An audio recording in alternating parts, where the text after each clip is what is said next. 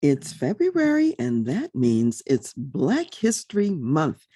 And this month, we're going to be doing a lot of exciting programs and exciting shows. So make sure you stay tuned for the whole series. I've got special guests. We're also going to be talking about historical people, some from the remote past and some more contemporary. This week, I'm talking about two iconic legends who are more contemporary. I'll be talking about Sidney Poitier and also Cicely Tyson. Today, I'll be focused on Sidney Poitier, and in the very next episode, we'll talk about Cicely Tyson. Both icons in the film industry, their lives spanned almost 100 years each. So that means they're very special people. So let's talk first about Sidney Poitier. Sidney Poitier was an actor who was known for his elegance. He was known for his style and his class and the way that he came across in film and on the stage.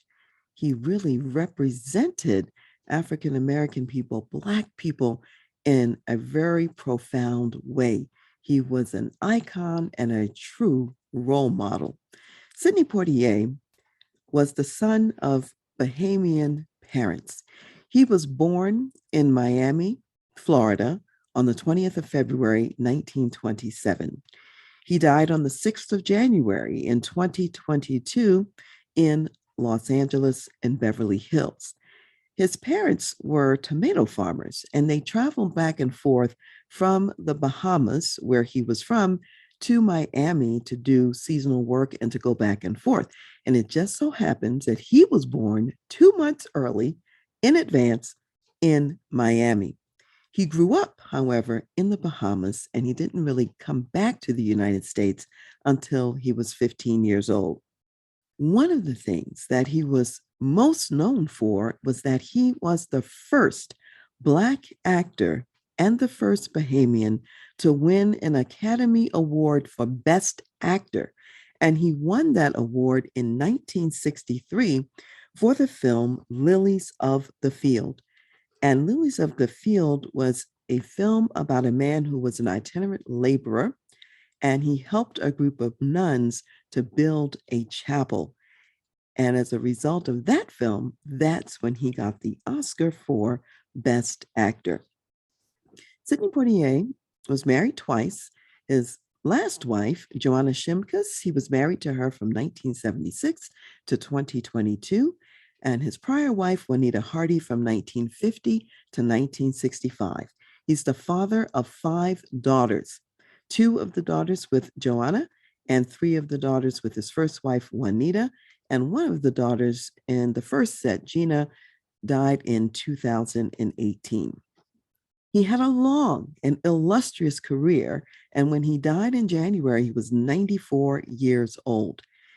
His last TV acting role was in 2001, and it was called The Last Brickmaker. And his last Hollywood film was in 1997, The Jackal with Richard Gere.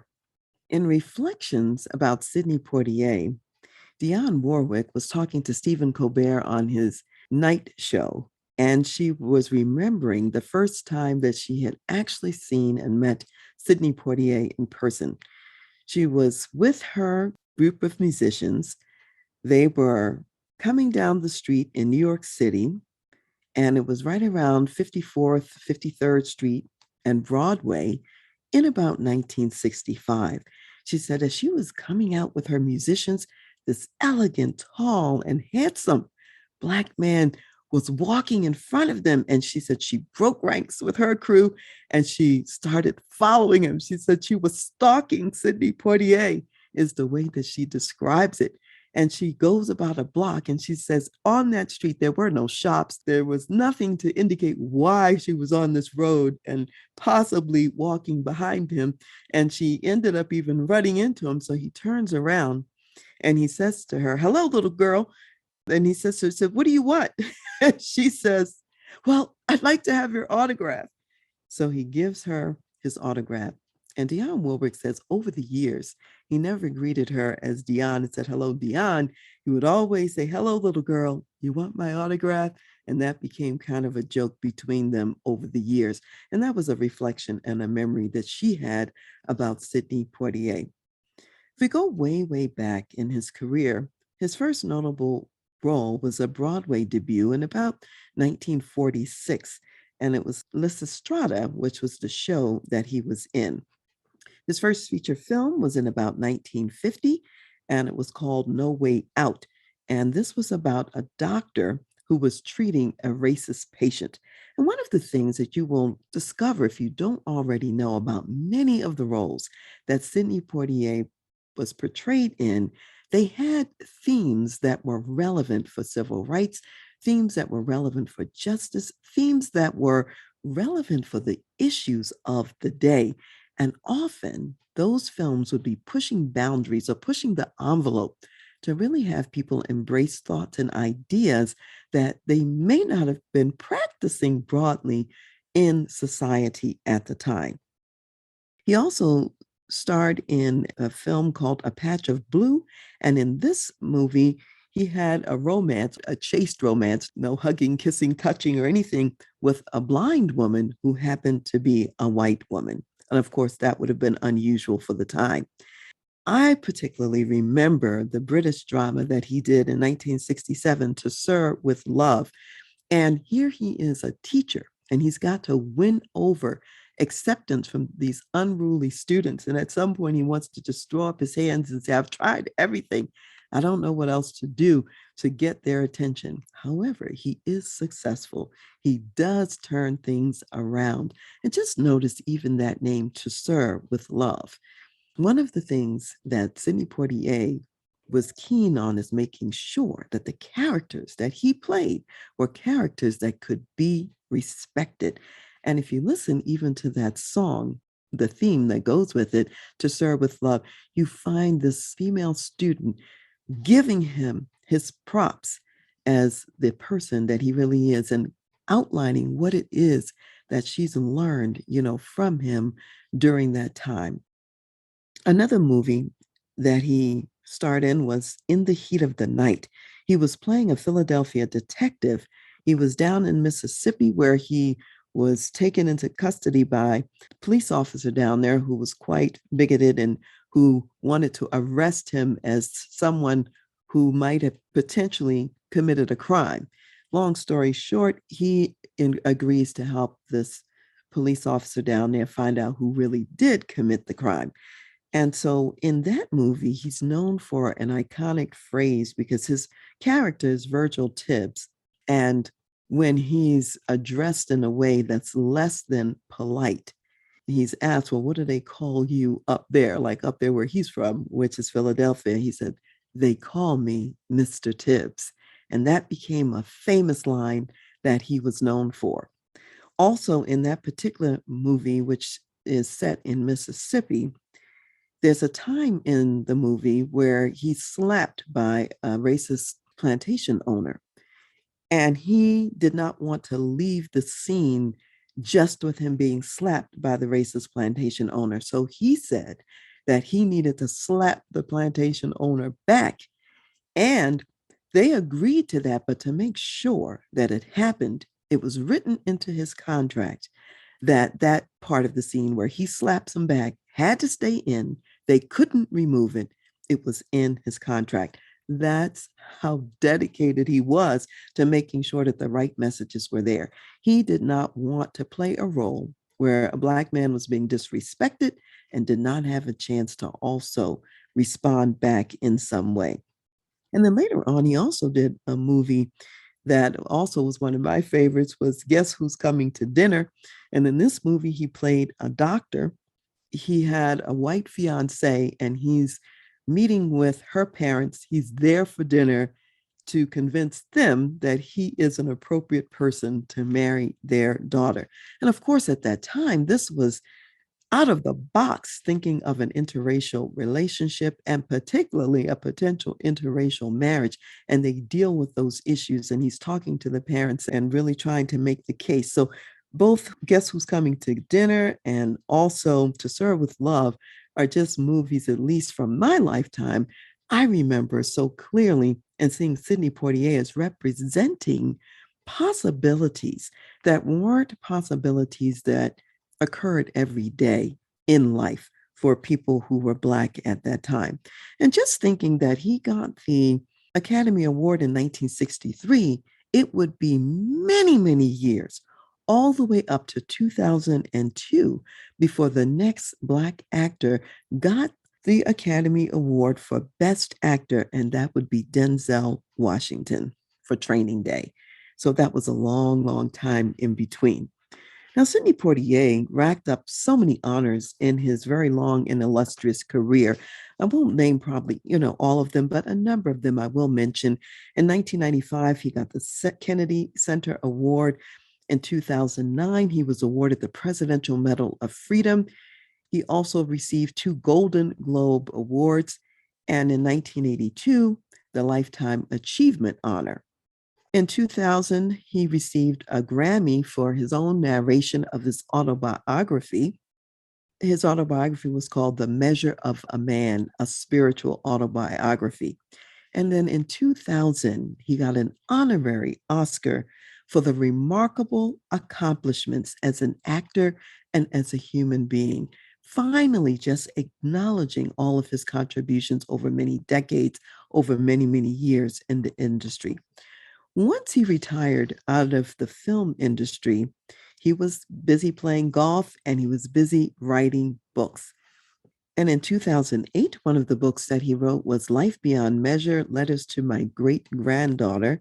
And in 2013, he even wrote a novel. Montaro Kane was the name of that.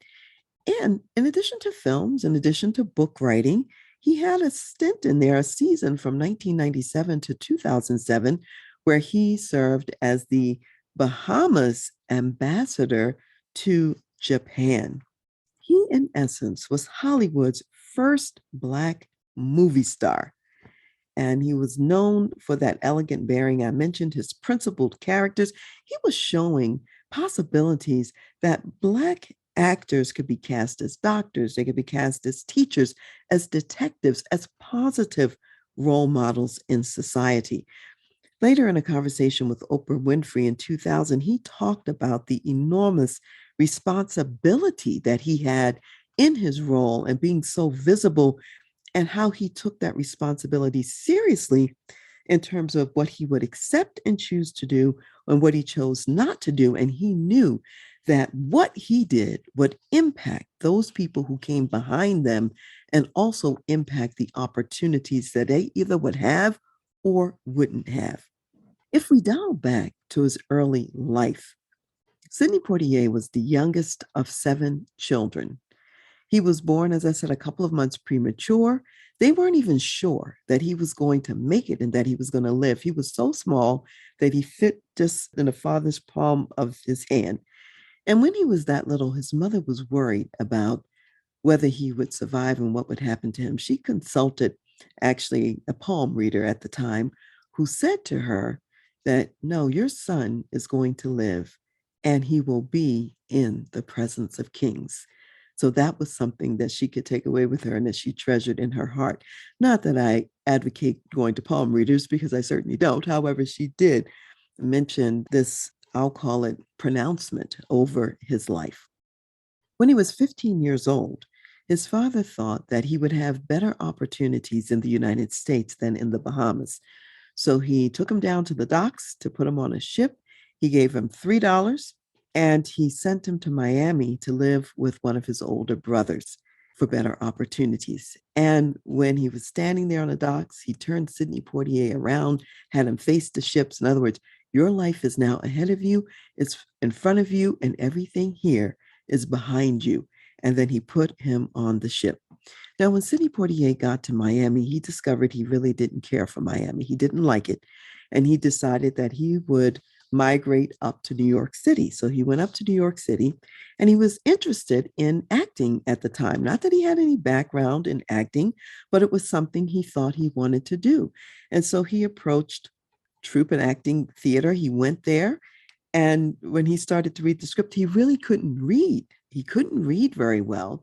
He didn't have a strong command of the English language, and he certainly hadn't been trained in acting. And in addition, he was tone deaf, so he couldn't sing. And so he was shown the door and summarily kicked out. And they said, "You're no actor at all." And so that instead of making that the end of his dream, he decided, okay, he would get a job as a restaurant dishwasher, which he did. And there was an older waiter in that restaurant who looked at him and said, there might be potential in this young man. So when the restaurant closed every night he worked with him. He taught him English, he taught him grammar, he taught him how to read, how to speak. And Sidney Poitier worked on his Bahamian accent to reduce it enough that he could go mainstream in terms of the world of acting and speaking. So later on, when he next approached the American Negro Theater, by this time he had taken some lessons, he had softened his accent, and he landed a stage role as the understudy to Harry Belafonte. And he and Harry Belafonte would ultimately become very good friends and very good colleagues over the years. So his career included these Broadway productions that he ultimately did. It included Hollywood, and later it also included some work on television as well. As I said earlier, one of the hallmarks of his career is he refused to accept any demeaning roles, any roles that he thought were inconsistent with his values or reflected badly on himself, his family, or the race of Black people. He thought back to his parents. He thought of their expectations and how they raised him. He thought about his father, who he loved, revered, and respected. And he always wanted to do things that would bring credit on his parents and on Black people as well. He went on to play in some iconic roles, where one was called Cry the Beloved Country, and he was playing Reverend in an apartheid drama. Blackboard Jungle, he played a troubled student, and he played in Defiant Ones in 1958, where he was an escaped prisoner. He was with Tony Curtis in that movie. And in that movie, he was the first Black man to be nominated for an Oscar. He didn't get the Oscar for that movie, but he was nominated for his role in Defiant Ones with actor Tony Curtis. Later on, he turned down a role where he was asked to be a janitor. And in this role as a janitor, there were some thugs who had come and killed the janitor's daughter, had thrown the daughter's body on the front yard. However, in his character, he was supposed to not do anything about it and not have any response. And he said there's no way that he could portray that role. He couldn't do that with integrity, to see his supposed daughter thrown on the lawn and to have no appropriate response. Even though at that time the job was paying $750 a week, which was a lot, and he was struggling, he would not sell out and play that role. And his agent at the time said, "Well, it's not anything really negative about Black people. Why are you having an issue?" And his agent never understood it. However, Sidney Poitier was very clear it was not a role that he wanted to play or that he could play, and therefore he didn't. In 1959, he was also in the first Broadway production of A Raisin in the Sun, and later he also starred in the movie version a couple of years later. Because of the influence of his friend Harry Belafonte, he also got more actively involved in the civil rights movement, and he went to the March on Washington in 1963. In 1964, he also went to Mississippi in the aftermath when the civil rights activists, three of them, had been slain and killed down in Mississippi. And later on, when he would be interviewed, he would say, "Oh, yes, clearly racism was horrendous in his day. It was certainly a factor, an aspect of his everyday life. Yet he chose not to allow racism or the race issues to completely define his life. And he didn't want to just be interviewed on the basis of issues pertaining to race. And by the way, I should mention when you think about civil rights and you think about changes in society, when Guess Who's Coming to Dinner was released, it was released only 6 months after the Supreme Court had made a law in all 50 states that interracial marriages were legal. Prior to that time, interracial marriage was illegal in many places. So that was as late as 1967. Now, even though Sidney Poitier engaged in a lot of groundbreaking work and activities as an actor and as an activist, there were still people who criticized him. And one such person was the Black playwright Clifford Mason, who in 1967, in a New York Times column, he said about Sidney Poitier, he says, oh, he's just always playing a good guy in a white world where he doesn't have a wife, he doesn't have a sweetheart, he doesn't have a woman to love or to kiss. And he's just a Black man in a white world helping the white man to solve the white man's problems. Sidney Poitier was extremely upset about that. In fact, he was so upset that he returned to the Bahamas for a few months just to recover from it. And I think what people really don't understand is that for the time in which he lived, what he did was groundbreaking and definitely did not deserve the criticism that he received. Had he attempted to do some things even more groundbreaking before their time, we might not even know his name. We may not even have heard of him because he probably would have been stopped in his tracks and not been allowed to carry on as he did. But because he took advantage of those opportunities, walked in integrity with the opportunities that he had, we know his name today and will for a long time. And I remember him from my childhood, from my teenage years, and for really all of my life, as he is a lot older than me. Later in his career, he decided that he would also go into directing so that he could have a little more control over his projects. So one of his projects was Buck and the Preacher that featured his friend, Harry Belafonte. He also did Uptown Saturday Night featuring Bill Cosby, Let's Do It Again, A Piece of the Action. And those two films featured a lot of Black actors in them. So he was able to resource them with additional people that otherwise might not have been in those films and to showcase the talents of others. He also in 1980 directed Stir Crazy, which was one of his biggest hits. And this was a prison break comedy featuring Richard Pryor and Gene Wilder.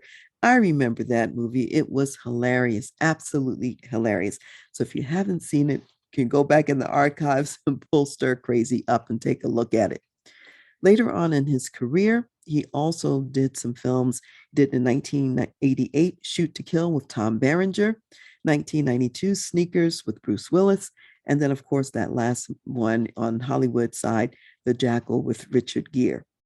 On the TV side, he was nominated for Emmys for portraying Justice Thurgood Marshall, and that was in a miniseries. He also portrayed South African leader Nelson Mandela in another miniseries, and he was nominated for Emmys in both of those cases.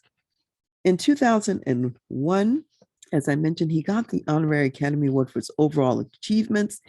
And in 2002, when Denzel Washington accepted his Oscar for Best Actor for Training Day, Denzel Washington said, I've been watching you and following you for 40 years. And he says, I'll always be chasing you, Sidney, and following in your footsteps. 2009, it was President Obama who awarded him the Presidential Medal of Freedom. And in 2011, he received the Film Society of Lincoln Center's highest award. One of the stories that really touched me about Sidney Poitier is a story that Jamie Foxx tells.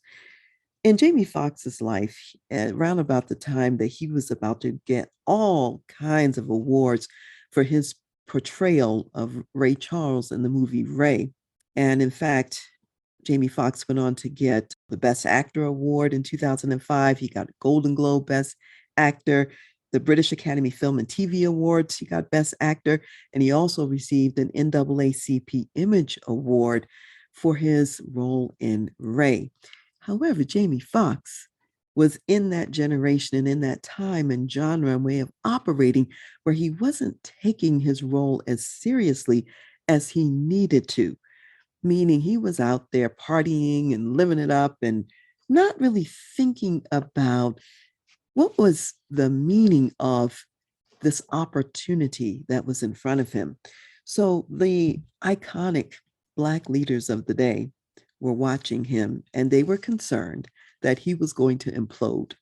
So Oprah Winfrey got together a whole big, huge house full and group of people to meet with Jamie Foxx. Now, Jamie Foxx did not know what he was walking into. She invited him to come over, but she didn't tell him what for or who was going to be there. And when Jamie Foxx walked into the room, all of the icons of the film industry, of the media world were present, of the Black community. And included in that group was Sidney Poitier. And when Oprah called Jamie Foxx on the phone, he was shocked to hear Oprah when she was calling him to begin with. And if you know Jamie Foxx, you know that he imitates people and he imitates them very well. And he was imitating Oprah, and he said, she called him on the phone and said, "Jamie Foxx?" And he said, "Yes." "This is Oprah." And he was kind of thinking maybe this is a joke. This is really Oprah. And she invites him to this event. And when he walks in and he sees Sidney Poitier, all of these people assembled, he was, taken aback and he was humbled. But they called him there because it was time to have a little talk with him about the fact that this was not just about him. He couldn't be out there partying all night, messing up, and possibly making things hard for the next generation of people coming behind him.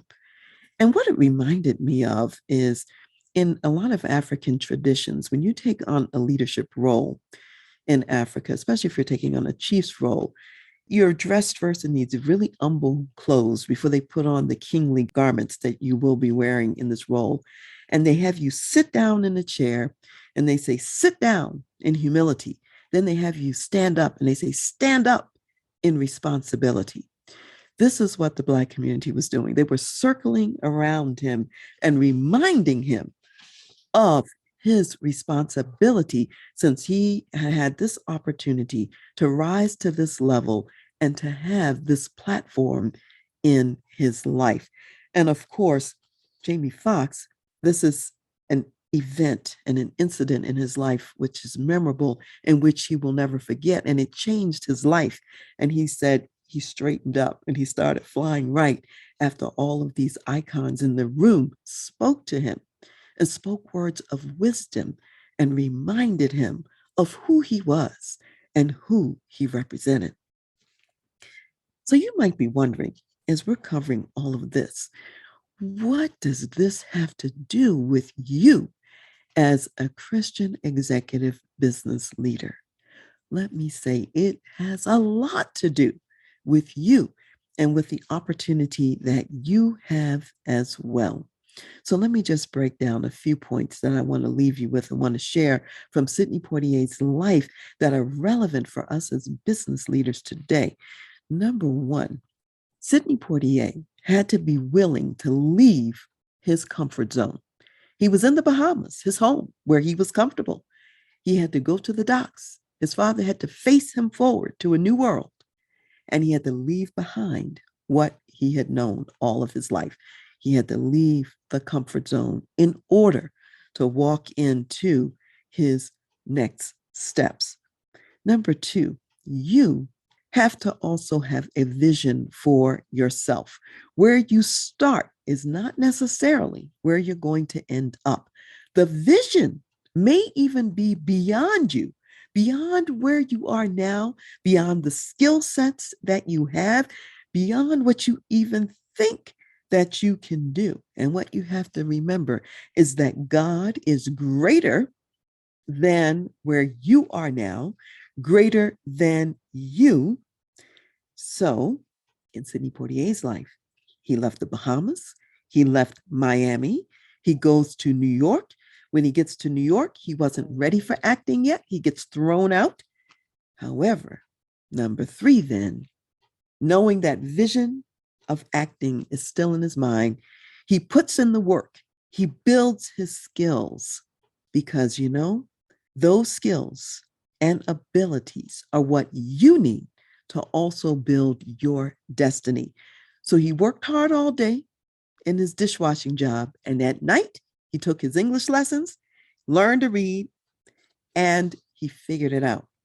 And I also want to share that though he learned English very, very well and became quite articulate, an excellent speaker and role model in the English language, and a wonderful actor using his English skills, he wasn't perfect. And you don't have to be perfect, meaning he always remained tone deaf and never actually could sing. So even in his Oscar-winning performance in Lilies of the Field, and at the end, you see him singing this beautiful rendition of Amen. He's lip syncing that. Someone else is singing because he still wasn't able to sing. However, he does it in such a way that is very compelling. So he did what he could do. He did that well. And he had other team members fill in the gaps where he did not have the talent and the ability. And in your organization and in your world, the same thing is true. You'll build your skills, you're going to build your abilities so you can fulfill your destiny, and you'll bring team members around you to fulfill and fill in the parts that you by yourself cannot do. Sidney Poitier also chose to live by a certain set of very high values and ideals. And you, as a marketplace ministry leader, will also choose to live by your God-given values. Everything out there is not for you to go after. You want to refuse the demeaning roles in the kind of business that you are in. You want to live by principles and run and lead your organization according to those principles. It's not a world where everything goes. Everything doesn't go for you as a ministry marketplace leader who is accountable to God, who's placed you in this position of responsibility because he has entrusted you to live out that role in a way that is trustworthy and honoring of God. And number five, remember, you represent more than yourself. In Sidney Poitier's case, he remembered that he represented the legacy of his ancestors before him, his parents, specifically his father. And think about all the ancestors even before them, upon whose shoulders he was standing in his opportunities and roles. He also recognized that he was a role model for the people who were living at the time, and he was going to be a stepping stone for the next generation. The same thing is true for you as a ministry marketplace leader. You are a role model for members of your organization who may not even know that a Christian person can rise to the role of CEO where you are right now in a secular organization, a major Fortune 100 or 500 company. You don't know the way in which you are carving a pathway for that next person who's watching you and who's seeing how you handle yourself. And you want to be a person who's acting with dignity, just like Sidney Poitier when he says, "They call me Mr. Tibbs." Number six, you want to use your platform for the greater good. In Sidney Poitier's case, that meant being somewhat of a civil rights activist. And it also meant that even through his artistic works, there were messages for his day and time, messages about what's possible for Black people, what's possible for all people. He made a very conscious choice not to participate in what was called the Blaxploitation films of the day, where you had major Black actors serving as pimps and drug addicts and drug dealers and criminals and so on and so forth. He did not participate in that. So when you think about your platform in your company, what is the good that you stand for? Where can you leverage that good for other purposes, even beyond just the company itself?